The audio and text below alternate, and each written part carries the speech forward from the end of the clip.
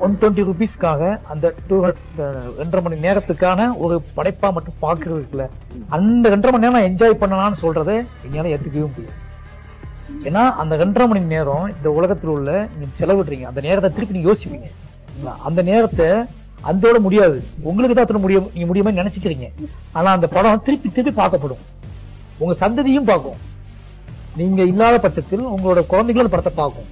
அப்படிங்கும்போது அந்த படத்தோட வேல்யூங்கிறது அந்த 2.5 மணி நேரத்துல முடியாது. அந்த படத்தோட வேல்யூங்கிறது அது உங்க வீட்டுக்கு வரும், உங்க லேப்டாப்புக்கு வரும், உங்க பிள்ளை கைக்கு போகும், அது எங்கெங்கயோ போய்கிட்டு இருக்கும். அப்படிங்கும்போது அந்த படைப்பை வெறுமனே இன்ட்ரெஸ்டிங் எலிமெண்ட்ஸ், வெறுமனே தியேட்டரிக்கல் எக்ஸ்பீரியன்ஸ் அப்படின்னு பாக்குறது எனக்கு இன்னும் பொறுத்த வரைக்கும் அது ரொம்ப ரொம்ப தவறான கண்ணோட்டம் நான் நம்புவேன். ஏன்னா உங்களுக்கு சினிமாவை பத்தி தெரியும், நான் பேசும்போது நான் விருப்பப்படுறேன். இன்னொருத்தர் இதே மாதிரி ஒருத்தர் சினிமாவை பத்தி பேச வருவார், அவருக்கு உங்களோட லாங்குவேஜ் இருக்காது, உங்ககிட்ட இருக்க லாங்குவேஜ் அவர்கிட்ட இருக்காதுங்களாம், உங்ககிட்ட இருக்க அந்த ஆளுமை இல்லாம போலாம், ஆனா அவர்கிட்ட பியூர்னஸ் இருக்கலாம், நியாயமான கேள்விகள் இருக்கலாம். சினிமாவை பத்தி புரிஞ்சுக்கிறதுக்கு ஒரு அப்பட்டமான கேள்வியா, உங்களை விட பெட்டரான கேள்வியா வச்சிருக்கலாம். அவ என்னன்னா உங்ககிட்ட இதெல்லாம் இருக்கு அப்படிங்கிறதுக்காக அந்த பெட்டரான கேள்வி இருக்குல்ல, இந்த பெட்டரான கேள்வி நான் நிராகரிக்க முடியாது. என்னையவே டிஸ்டர்ப் பண்ண கேள்வி அவர்கிட்ட இருக்கலாம், என்னையவே யோசிக்க கேள்வி அவர்கிட்ட இருக்கலாம். அப்படிங்கும் போது எனக்கு அவர் முக்கியமா படுறாரு. உங்களை நான் சரி பண்ணிக்க முடியும், உங்களை நான் ஏமாத்த முடியும், நீங்க என்ன எதிர்பார்ப்புன்னு எனக்கு தெரிஞ்சிடும். ஓகேங்களா? அப்ப நான் உங்களை ஏமாத்த ஆரம்பிச்சிடுவேன். பரத்வாஜ் இப்படிதான் இருப்பாரு, இப்படி பேசினா அவருக்கு பிடிக்கும்ல அப்படின்னு சொல்லிட்டு நான் அந்த மாதிரி யோசிக்க ஆரம்பிச்சிருவேன்.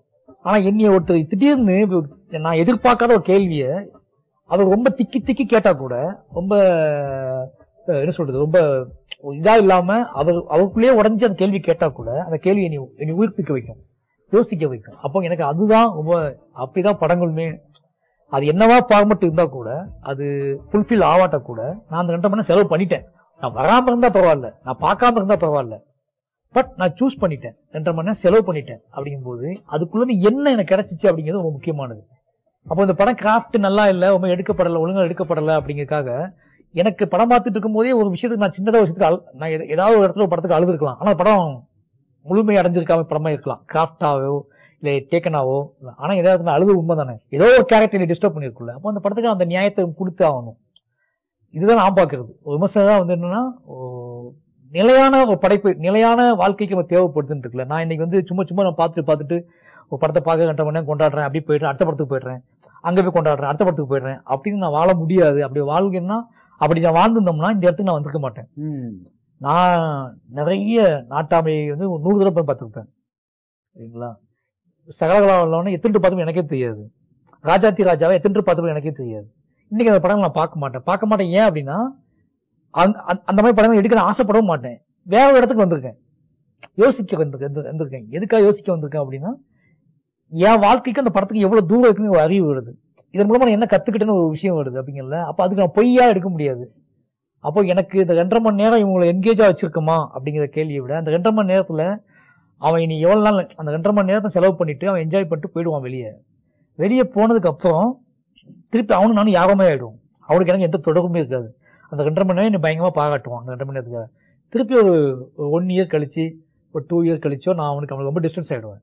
அந்த படம் தான் அவனுக்கு வேணும், நான் தேவையே கிடையாது.